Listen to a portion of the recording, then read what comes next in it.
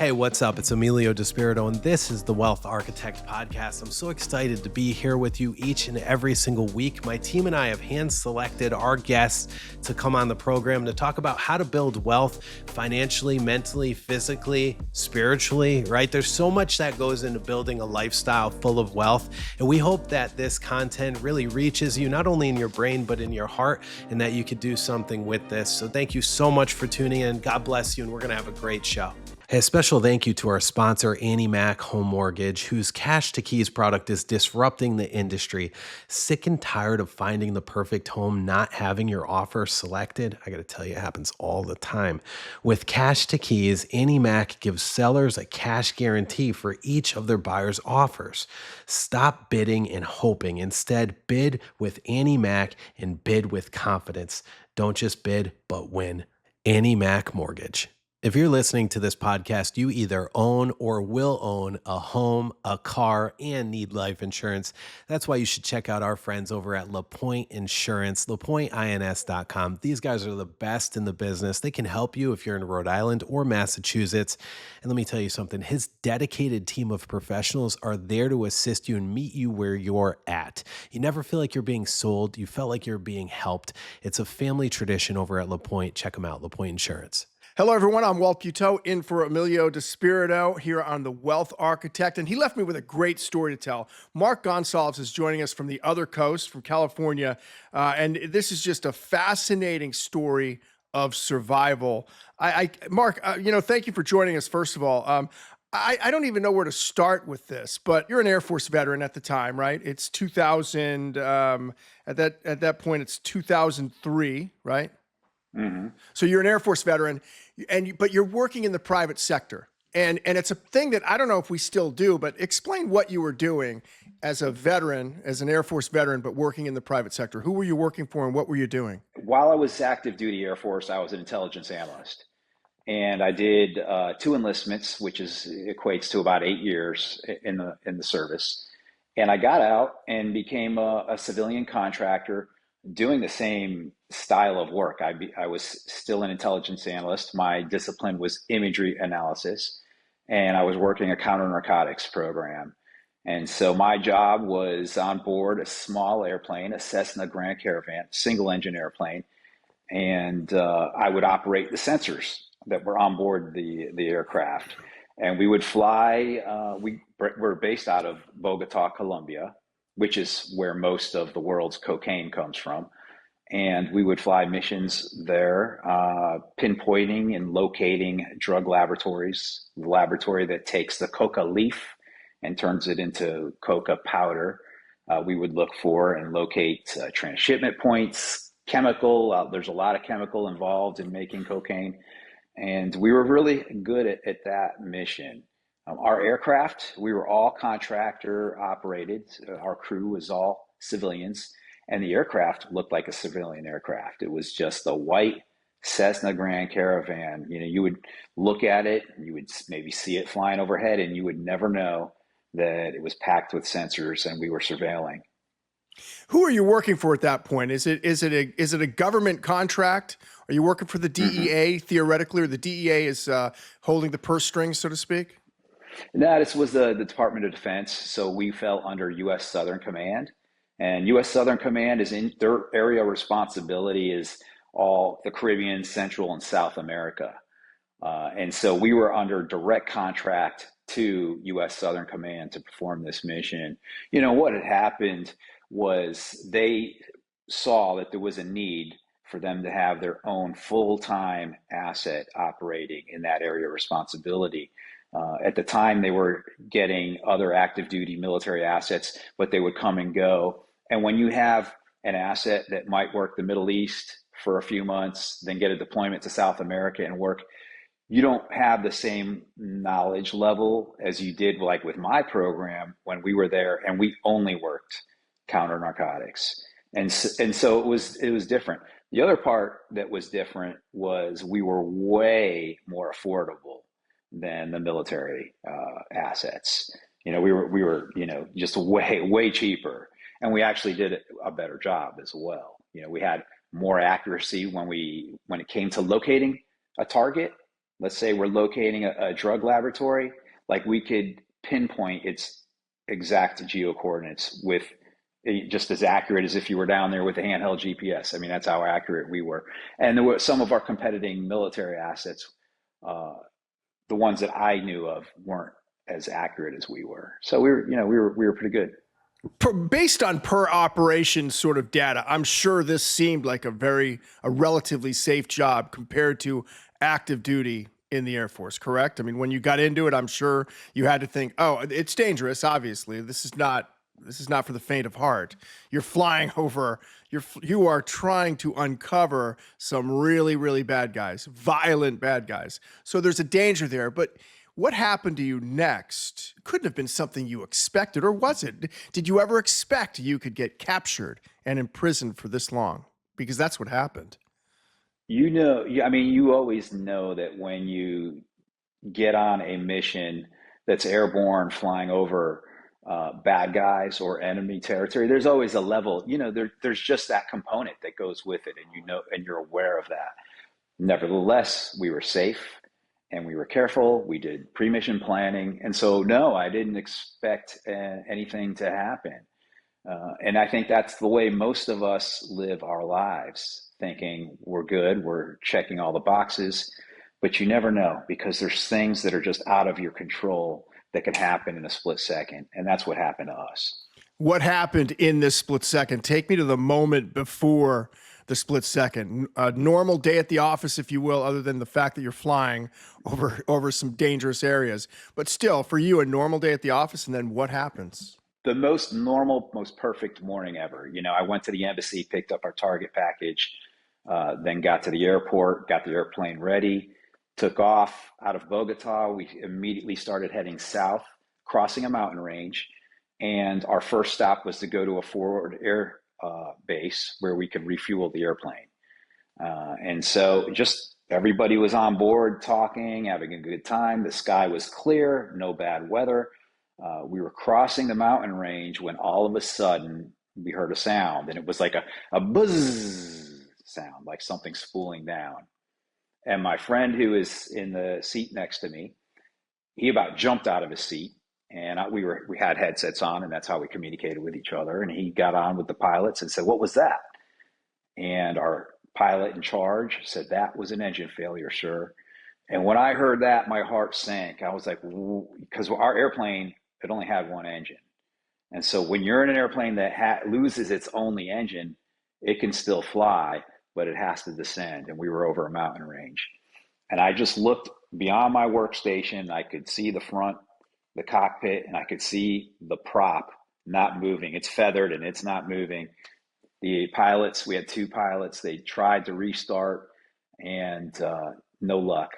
Then they started to make some calculations to see if we had enough altitude to glide over the mountains. And it didn't look like we were going to have it. Nevertheless, we were on the radios making our Mayday calls.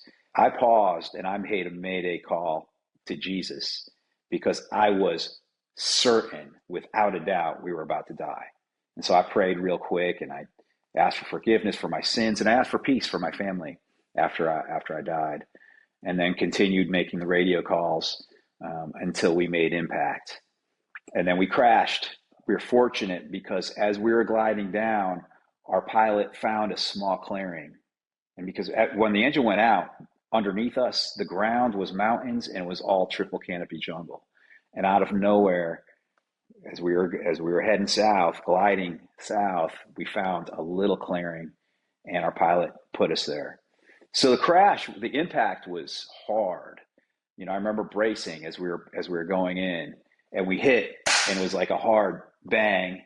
It actually caused the fuselage of the airplane to like almost crack open like a tuna can. And then we hit again, and it was just a complete stop. And I remember my headset fell off, but I looked at myself and I was like, I have all my fingers, I'm in one piece. It's a miracle. And I could see Keith. We had a host nation rider in the back with us. He was a Colombian Army Sergeant Cruz, and we were all good. We were injured. I felt pain, but we were good to go. So Keith and Sergeant Cruz started to work on opening the door in the back of the airplane, and it was because it was like jammed shut from the crash.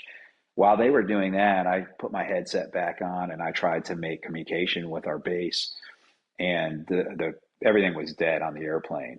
This was back in 2003, so I had an old school Nokia company cell phone, and I pulled that out of my pocket. I didn't know I didn't know how those things work, so I pick up my phone and I'm trying to work that. And of course, we were literally in the jungle and there was no cell phone service. So there was no way to make contact with our guys. But we had a beacon on the airplane, which was designed to go off if there's an impact, and it's sending a signal to our base with our location. And that I saw that was illuminating, that was working. So I had a survival vest. I put that on, and we had some weapons in the airplane. We had a duffel bag that had an M4 rifle and another duffel bag with 4 pistols. So 1 pistol for each crew member, minus the host nation rider. We didn't have anything for him. And I grabbed those, and as I'm getting ready to exit the airplane, I realized I had my personal backpack that had a whole bunch of expense reports that I hadn't filed yet. Those things were like wearing on me because they were overdue. And I was like, I got to grab this because I'm going to file my expense reports on time, and so I grabbed that. And as soon as I get out of the airplane, I'm being shot at. I mean, there's bullets going overhead, and it's like different calibers. There's some that are whizzing, there's some snapping past me. I'm being shot at. And as a former Air Force member, I'd gone through some arms training and things like that, but I'd never been shot at before. And, and I wasn't set up for that. My job was to sit in an air conditioned office and analyze intelligence. I wasn't set up for getting into gunfights. So as I'm being shot at, I look over at who's shooting, and it's this group of guys and women too that were on the next ridge line over, and they were heading towards us from the back of the plane. So I run to the front of the plane where Keith and Sergeant Cruz already are, and they had been working on getting the pilots out. Both pilots were knocked out unconscious and were severely bleeding. The way the impact affected them is they both slipped out of their harnesses and hit their heads on the dashboard of the airplane. Tommy Janis was our lead pilot, and he was flying the airplane. He had just saved our lives, and he got out first, and he was kind of a little dazed, but he's like, okay, I'm all right. Thomas Howes was our co-pilot, and I thought he was dead when I saw him, but he eventually woke up and he got out. And by the time both pilots were out, the bad guys were there, and they had their rifles drawn on us, and they were screaming. They said they were going to kill us in Spanish. We just put our hands up in the air and we said, we're unarmed, and they took us.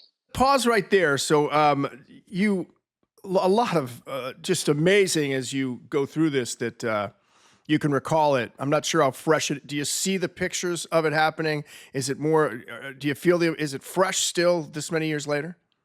Yeah, no, it's crystal clear when I remember this, even though this happened in 2003. Right, and to let people know, we're talking to Marc David Gonsalves. He is a Air Force veteran working for American Northrop Grumman as an employee doing surveillance, looking for working for the government in essence, or it was a government contract. He was working for the contractor, doing surveillance over the jungles of Colombia, looking for drug manufacturers, really, right?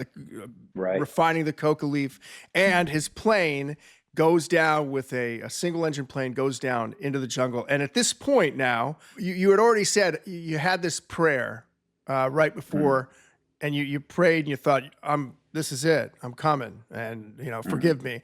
I think as many of us would. At this point now, you survived the crash miraculously, as you said it. Pilot, the hero, finds this opening somehow that just right there, right? You survive that, but now you're back to thinking it's over, right? The roller coaster has gone. The roller coaster's probably gone like this and then back up. That was what it was a roller coaster, thinking we just survived the impossible, a plane crash in the jungle. But then we ended up in the hands of a terrorist group called the FARC. And the FARC have a very bad reputation for the way, well, for their brutality. They started off as a rebel group back in the 60s and turned into a narco-terrorist group. So their focus is to take control of the country by military force. They fund themselves through drug trafficking and extortions. One of their big pieces of business is taking hostages, and a lot of the hostages don't make it. So I was aware of them. As a matter of fact, one of our targets that day was called Mono Hoi Hoi HCL Lab, and it's a cocaine laboratory. But what's the reason I mention it is because Mono Hoi Hoi was the name of the number 2 guy in charge of the FARC. And he was kind of like their warlord combatant, the one that had the nastiest reputation. Well, he was on our target deck that day. At least one of his drug laboratories was on our target deck that day. So when I realized it was the FARC that was taking us, like you said, it was that roller coaster dip because I thought we weren't going to make it. What added to that is that shortly after they took us away from the wreckage, they executed Tommy Janis, the pilot who just rescued us. They shot him in the head, and they also killed Sergeant Cruz. They shot him in the stomach. Thank God I didn't witness it. There was enough space between us where I only heard the gunshots. I didn't actually see it, but they had told us that we would be next, especially if we had any kind of tracking devices, if we made any noises, if we did anything, they were going to do the same thing to us. So I was expecting it. I thought that the reason that they didn't kill us right away, the way they killed Tommy Janis and Sergeant Cruz, was I figured they wanted to interrogate us first. So I just was imagining, a torture style interrogation and then execute us. I thought that's what we were headed to. As you prepare for danger, what can happen, had this crossed your mind, the torture and all that? Are you briefed in a way before you take the job? Hey, by the way, these guys, the FARC will do this if you're captured. Is that something that you're trained in the military to some degree to that? Although, like you said, you weren't boots on the ground, but still, what sort of training did they give you to let you know, hey, if this happens, these guys are bad news? Yeah, I would say that one of the big mistakes that we had in our program and other programs like it was there was no preparation at all. Oh boy. For something like this. Nothing. Like, we didn't even go to the gun range and shoot. There was no survival training. There was absolutely nothing to prepare us for something like this. Nothing at all. So, most of us, there was 5 crew members on the airplane when that crashed. 4 of us were military, and only one had never done any military service. The only guy that had actual real survival training was our pilot, who was the first to get executed, Tommy Janis. He was former Army Special Forces of the most elite. He came from the most elite group there. I'm talking about Delta Force. He was the only one that really had any training on that. Me, as an Air Force intelligence analyst, we don't even touch that. Like I said, my career, I'm supposed to be sitting in an air conditioning office, drinking coffee, doing analysis. So I was, I would say probably the least prepared out of all of us for this kind of an incident. So setting the stage a little bit, it is February 13th or thereabouts, 2003. And this is the beginning of what is going to be 5 years of captivity for you. In that first day or so, did you have any thought that you would survive 5 years, let alone be in captivity for 5 years? So the first day, I had hopes that they would just let us go. That's what I was hoping. But at the same time, knowing that Tommy Janis and Sergeant Cruz had been killed, I also knew that more likely plan A, not plan B, was to do the same thing to us. So in my mind, and I'm a type of person that will have hope for the sake because of faith. My faith told me maybe they would just let us go. The reality made me think they were moving us and they were going to interrogate us and then kill us. But I'll say this, the very first day, and not only the very first 24 days, they had us moving nonstop on foot, marching through the jungle because they knew the army, the Colombian army, was there to try to find us and rescue us.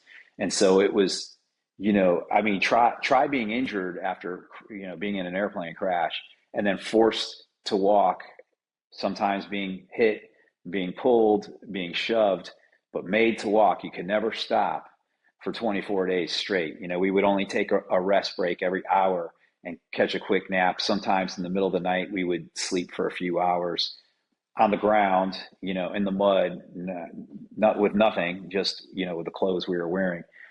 So it was brutal. That first 24 days were like impossible, just to keep moving, being sick, the blisters on my feet, the blisters popping, and then it was just raw flesh, and with every step, the pain, thinking I'll never see my family again, just in every way, physically, mentally, emotionally, it was torture.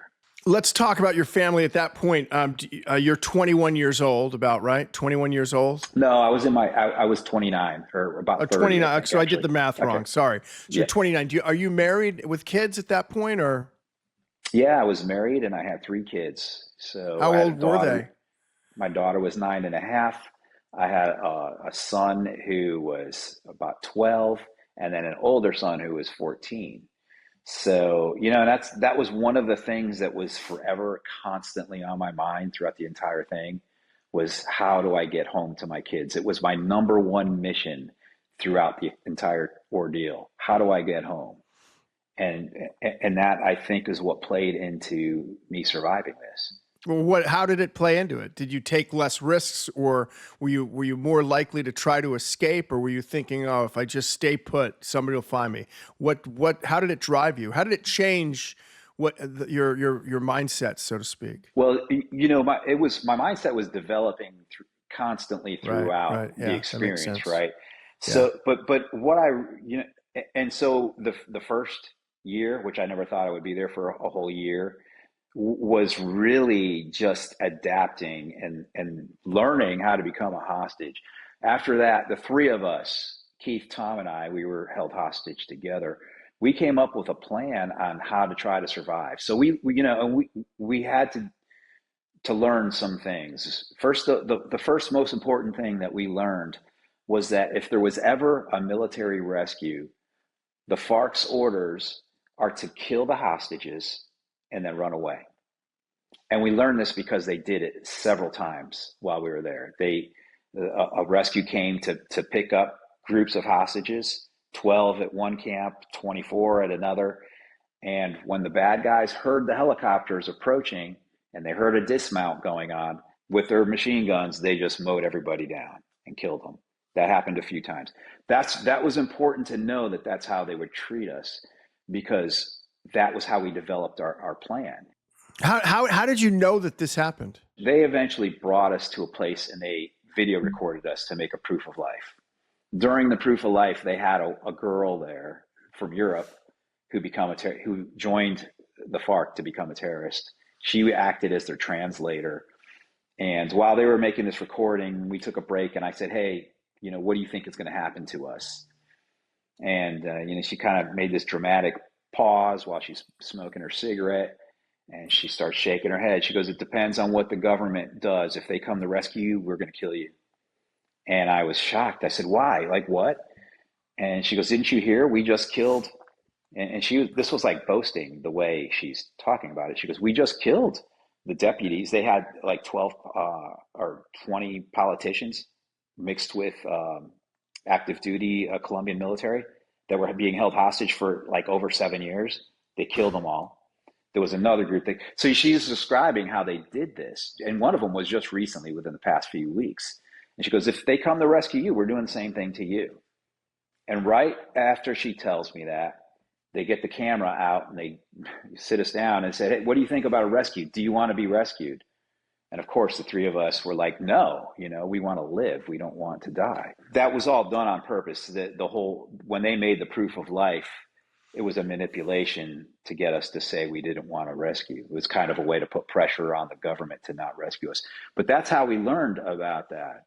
So that point going forward, we had to think about, how do we survive a rescue? You know, if I was just to do what's required of me as a hostage per se, you know, what the military, the U.S. military, the U.S. government would expect me to do as a hostage, I knew it wasn't enough. I needed to do more, and to me that meant maintaining mobility. You know, if I hear a helicopter and they position to shoot, I need to have mobility, and so does Keith, and so does Tom, and we need to be able to scatter like chickens, and maybe one of us or two of us will survive. You know, and in the jungle, 6 yards is a big amount of distance. You know, it's thick. The jungle's thick. I mean, just a little space can make all of the difference. So we wanted to maintain our mobility. That meant we needed to learn how to manage our guards. Even though they're the ones in charge, they're the ones that have the guns, we're the ones tied up. We needed to figure out how to manage them, make them feel like we weren't a threat to them, make them feel like we weren't going to try to escape. You know, make them think that we're fine. We're not complaining. That's hard to do, but we did it, and it worked for a while. You know, it worked for a while. Eventually, we ended up in chains. You know, we ended up in tight enclosures, things like that. But it worked for a bit. You know, and so that was part of our plan. There was other things. You know, making relationships with some of the younger guards in order to get information, to find out where we were, which way to go if we wanted to try to escape, things like that. Resistance. You know, when you're a hostage, you can resist all the time if you want, but you have to choose when you're going to resist, because you only get a certain amount of opportunities to resist effectively. And once you use those up, you can resist, but you're not going to gain anything anymore. So choosing when to resist was also something that was really important. I'd like to take a minute and thank Ted Tepuzis, my friend over at Tepuzis and Associates, for sponsoring this program, making this message possible for you to hear. And if you're fortunate enough to live in Florida, Massachusetts, Rhode Island, or Connecticut, you're going to want to leverage the power behind Ted Tepuzis and his team for your real estate transactions. You need a legal team that understands real estate inside and out, and this is what they do, specifically real estate. So go ahead and contact our friends at taclosinglaw.com and let them know where you heard it, right here on The Wealth Architect, Tepuzis and Associates.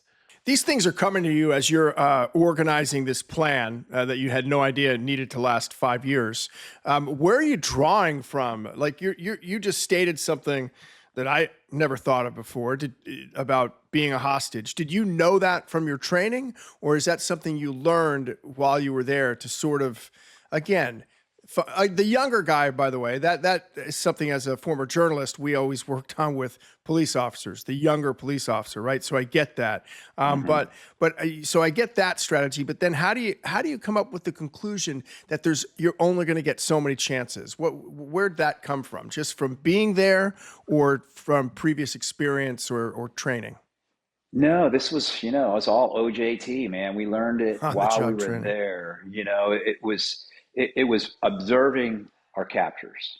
And that was something we just did naturally, because as a hostage, most of the time we were kept in the mud. We had nothing. Let me describe what our conditions were like. We were never in a building. We were never on solid floor. We were always in the jungle, in the mud, and there was rarely anything man-made near us. So it was extremely primitive. And we would either be stuck in a small, tiny area, a small enclosure, or we would be marching endlessly. It was either one or the other. And so when you're marching endlessly, your mind, you're thinking, but the same thing is happening when you're in these little enclosures and you have absolutely nothing to do all day. You observe the guards, you start to know their personalities, who might hesitate when it's time to pull the trigger, who will rush to pull the trigger. You start to learn these things. And we came up with, that's how we developed our plan. And we noticed too, I mean, they're a very primitive group, and you have some of them that join that group as children. As a matter of fact, many of our guards were very young. I mean, they were under the age of 18, and they were very curious about us. And so that would offer us opportunities to try to create a secret relationship with them, friendship, or, uh, enough of a rapport with them where we could try to maybe ask for favors, get information, ask for a radio. Like we didn't have access to radio, so we didn't know what was going on in the world. Things like that. But it was all, it was all learned. Our plan was tailored to our specific situation.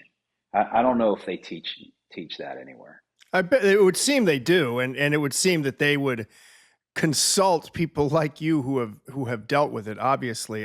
So you mentioned, it's so many things that we take for granted on a daily basis now, especially. And this is 2003, stretching into 2008. But what you just said fascinates me. Where it's even faster now that we get information. Information is, it's ridiculous, and you've got to be careful with information in 2025. More careful than you did in 2003 when you had, as you described, a brick phone. I think it was like those brick phones, right? So, Yeah. so you're there. I mean, what is it? What is the thing you missed, other than your family? Obviously, they're keeping you going. What are some of the things you missed the most as you're in captivity? Yeah, it was mostly the things that I would always take for granted. Okay. Having access to a telephone so I can call my mother. Things that I used to not do enough, just calling and saying, "Hi, how are you?" Freedom. I think we all take freedom for granted. I definitely did before, I don't now. But what is freedom? For me, that's the ability to say what I want to say whenever I want to say it to whoever I want to say it. I couldn't do that in the jungle. To be with who I want to be with, I couldn't do that in the jungle. Simple things, to get up and use the bathroom. I couldn't do that in the jungle. I had to ask for permission, and sometimes they would say no. So freedom was like one of the biggest things to me. I did miss having access to information. In the jungle, I remember having dreams at night that I would be in a bookstore and just be able to read, have access to all kinds of books, and being like a kid in a toy store, but it was books that I could read. So the basic things in life, and you don't realize what kind of value those things have until you lose them for a length of time, like I did. You're there, and you're. How are they feeding you? You're chained at some points, but what are you eating? What are they feeding their prisoners? And how many? At this Yes. point, there's you three, but are you in another pod of prisoners at that point, or is it just you three the whole time? So the three of us were always together, but we were brought in with other hostages at certain points, removed from those groups and separated and moved again. So we had portions of captivity where we were with other Colombian hostages. And then we had other portions where it was just the three of us. In the very beginning, it was only the three of us, and we weren't allowed to speak to each other or to anybody else. We were kind of like in a solitary confinement situation where we weren't allowed to talk or do anything at all. But then we were allowed to talk, and we started to learn Spanish, and acclimate to the whole situation. The food was super basic, so there's no refrigeration out there.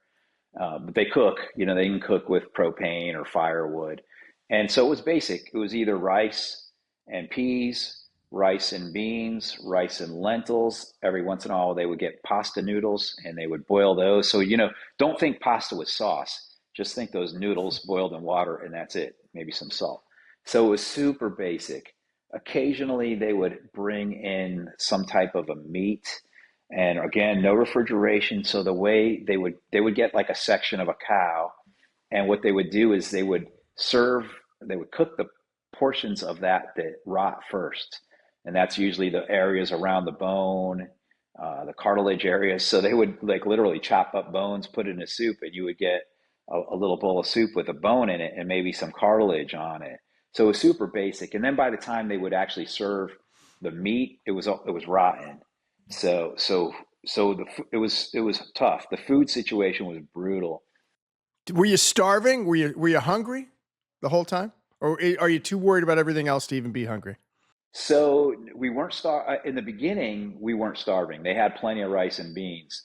But as the years went on, the military pressure was so much that they weren't even able to resupply themselves with rice.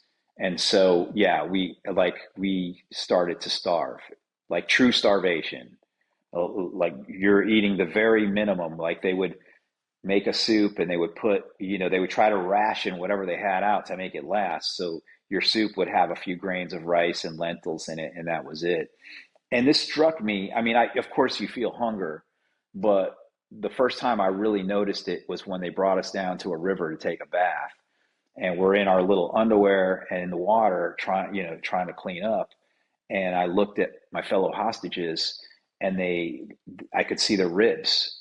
They were so skinny, and their heads looked like big heads, and their mouths. Because when you're starving and your body starts to shrink, your head, your teeth, that all stays the same size, and it looks abnormal. And we smile, and we would have these huge mouths and teeth and big heads, and these little stick figure bodies.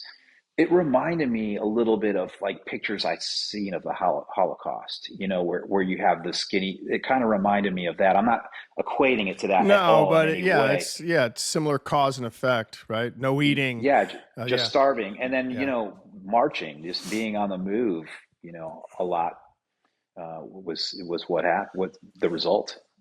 Were you able to keep track of time? Because this, again, lasted 5 years. Are you keeping track of time somehow where you know the year changes? Or do you know let's say you're into year 4. Do you know that it's year 4? Let's actually fast forward to year 4, year 5, toward the end. How was the hope quotient at that point? Day 1, you're in prayer, seeing your kids again is driving you. It's been 4 Mhm. years now, whether you know it or not. What's the hope? Right. What's your status? What's the hope feel like at that point? Well, first of all, I always knew what day it was and what time it was, and I would say, okay, it's 2 o'clock. My kids are probably getting ready to go home from school now. I would imagine what my loved ones were doing in that hour. So for me personally, I know it wasn't like this with the other hostages. I was 100% aware of what time it was because I knew how much time I was losing, and how much time was passing and how old my kids were. So I was super aware of that. So I went on a journey with this with faith, and I was always a Christian, but I prayed a lot and I asked for a lot of things in the jungle, and I saw some miracles. Like I prayed for a Bible. We're in the jungle. I described it. There's nothing there. There's nothing man-made. There are no books. But I prayed for a Bible, and I prayed for a Bible in English because I didn't speak Spanish yet. And I knew it. I used to say, God, I know it's impossible, but please, can I have a Bible in English so I can study? And amazingly, I got a Bible, and it wasn't only in English. For the people that have faith, God, I think, has a sense of humor, and He knows better than we do. We know what we need, and so I did get a Bible, and it was half. The verses were English on one half of the page and Spanish in the other. The New Testament, Gideon's New Testament, and I would read it every single day. And thank God I had that, because I think that increased the fact that I received it was a sign itself. I think stay balanced and level, focusing on faith, on prayer, and also using that book, the Bible, New Testament, to help learn Spanish. By the time this thing is over, I'm fluent in Spanish now. I can communicate with my guards. I can listen to them, hear what they're saying, and so it's like, I learned a tongue. You could witness them in a religious way, right? I mean, Mhm. that's a way into somebody's psyche in a way, Yeah. strategically, Yeah. So let's move to July. It's almost 4th of July. It's July 1st, 2008. Let's say it's even July 2nd. I don't know what time you were rescued on July 2nd, but let's say it's an hour, 2 hours before the rescue. Any inclination in the days leading up to July 2nd of 2008 that this was finally going to be over? None at all. None at all.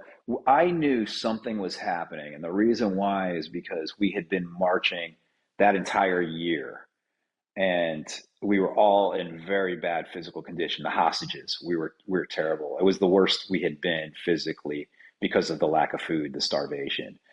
And all of a sudden, and there was a lot of military activity. I mean, there was helicopters, there was activity every single day. And by the way, I want to point out that every time we heard a helicopter, our guards would position themselves to kill us and execute us every single time we heard a helicopter. And that was hundreds of times. that they set up an execution and didn't pull the trigger. So leading up to this, I didn't know anything was happening, but I knew, or I didn't know a rescue was happening, but I knew something was going on because all of a sudden they were feeding us.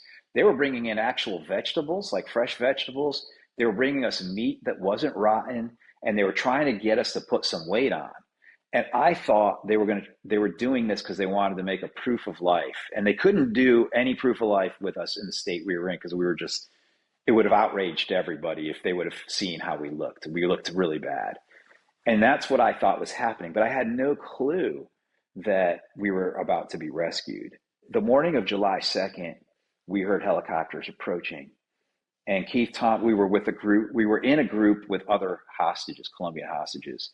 But every time I heard helicopters or Keith or Tom, we would always alert each other that there's helos coming. Because of our plan, we wanted to be mobile. We wanted to be able to scatter when they get ready to shoot us. So I heard helos coming, and I indicate to Keith and Tom that they're on their way in English. And instead of positioning to kill us the way the guards normally did, they came and they said, "Hey, it's time to go. Mark, you follow me." And another one would say, "Keith, you follow me." And down the line, leading all 14 hostages out of the enclosure, the structure we were in. And we're in the open, which we hardly ever were during my entire captivity. We were always under the cover of trees of the jungle. But we're in the opening, and we're heading away from the building. And as we're walking, these helicopters are approaching quickly. And I turn and I look, and I could see two of them. And they were painted white and red. And they kind of looked like the Red Cross or something. You know, I'll say this. They were definitely civilian helicopters. They weren't military helicopters. So I instantly thought they might be getting ready to set us free. This is either like a medical thing. They're going to check us and give us medicine, or maybe they'll let us go. So my emotional hope went skyrocketing upwards. Eventually we walked to a field, a coca field, coca used to make cocaine. There's a fire in the middle, and it's, I think, sending a smoke signal. And the helicopter comes and it lands right there. And the door opens, and civilians come out, and one of them is a news guy. He's got a camera, and another with a microphone. And they go to the terrorists, and they start doing an interview. And I'm observing all of this as it's going on. And one of the crew comes up to us, and he says he's a doctor, and he asks if we're in good enough health to fly. And so all 15 of the hostages were like, "Yes, let's go. We're ready," thinking this is for freedom. So they start to lead us towards the helicopter, and another group of these civilians stops us and says, "Listen, you can't get on the helicopter unless we restrain you." And they have these zip ties, and they start zip tying everybody's hands and feet together, or hands first, and then when we got in the helicopter, the feet. And so, I spoke about times to choose to resist and when not to. Well, I thought it was a good idea to resist at that time. It wasn't a good idea, but it was like my patience ran out, and I didn't want to let these civilians tie me, especially because I had been in chains at that point. I was chained to Keith by the neck like a dog. My chain connected to his neck.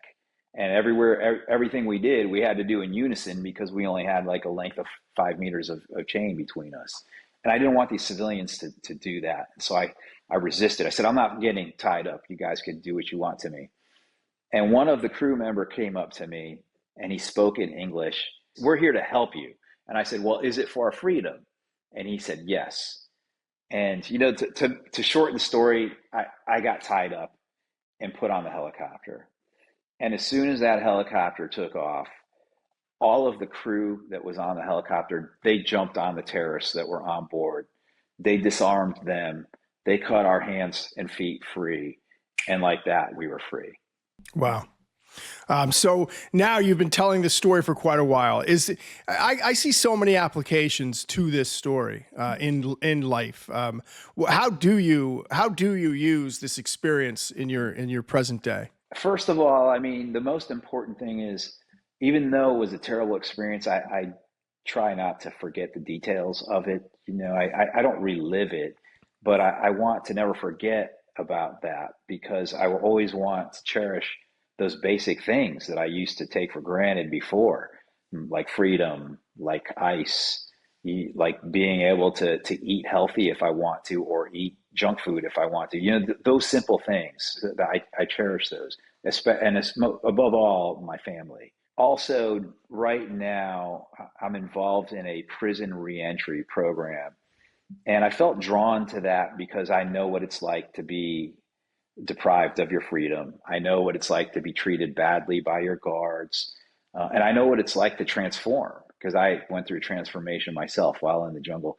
So I got involved in this program, providing reentry, education, and services to inmates that are finishing up whatever sentence they've been doing.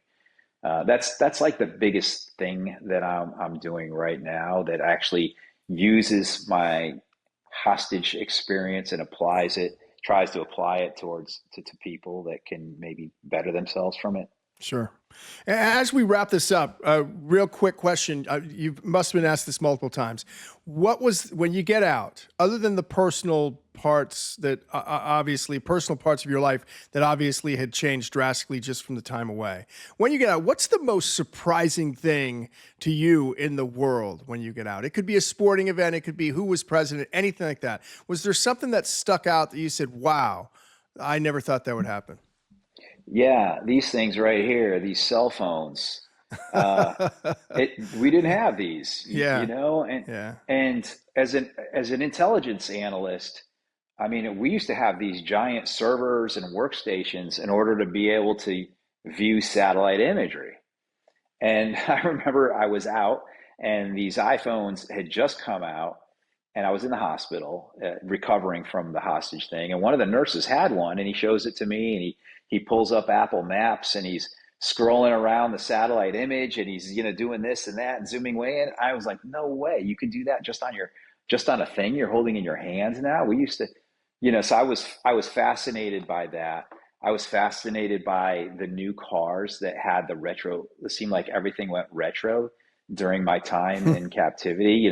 The Ford Mustang tried to look like the old one, the Camaro, like all of those types of things, the Dodge Charger. Technology really took a big jump from '03 to '08. So that was fun to try to catch up on, and still I'm trying to catch up on. Oh yeah, it's ever changing. Now it changes in faster than 5 years. Marc Gonsalves, thank you for joining us. Fascinating story. It's a book. He wrote a book. We probably put some information up about that. It's called Out of Captivity is the book. Sounds like a movie. Does it seem like it could be? To me, I see movie here, but I don't know. Is that something people have approached you about? Well, I would say if there's any big movie producers watching and listening to this, reach out, because the book rights are available. I would love to see it turned into a movie. I think it would be kind of cool to tell the story, Keith, Tom, and I's story, and what we all went through. And I think that I agree, man. I think it would be a good movie. But yeah, we've thought about that, but there's nothing in the works for that yet. All right, Marc, thank you for joining us, and thank you for everyone watching and listening. This has been an episode of Wealth Architect with Walt Buteau, sitting in for Emilio Despirito. And again, Marc, thank you for talking with us today. You got it. Thank you.